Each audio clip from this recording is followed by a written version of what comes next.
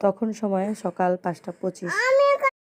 আমি ঘুমাইতে এলাম মা, তারপরে মাই উঠে খেত।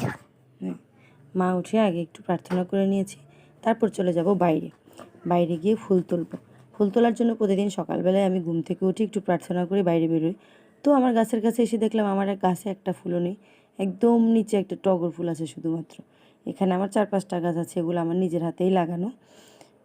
এই ফুলটা নিয়ে তারপরে চলে আসলাম বাবার বাড়ির ভিতরে। এসে দেখি তারা ফুল আছে। তারা ফুলগুলো বেশি উপরে হওয়াতে তারা ফুল নিতে পারিনি, এই গাছ থেকে সরে গেছি, চলে আসছি জবা ফুলের কাছে। এগুলো একটু নিচে ছিল, এত ভোরবেলা ফুল তো ছিলাম তখন ফুলগুলো ভালোভাবে ফুটেইনি। তো জবা ফুলগুলো নিয়ে এখানে আর একটা তারা ফুল গাছ আছে যেখানে নিচে অনেকগুলো ফুল আছে, সেখান থেকে কয়টা ফুল নিয়ে নিলাম, এই যে। আর এখানে এটা হচ্ছে চন্দন জবা, এটাও ভালোভাবে ফুটেনি, এত ভোর ছিল তখন।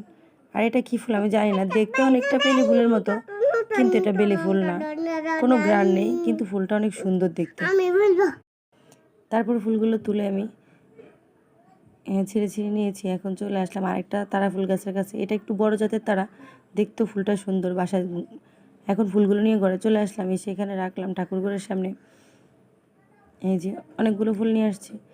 তারপর মনে পড়লো আমি তো ভাত চুলায় রেখে গেছি, দেখি কি অবস্থা। এসে দেখছি ভাত বলক চলে আসছে, একদম হয়ে গেছে। এই যে, টাটা সবাইকে, শুভরাত্রি, ভালো থাকবেন সবাই।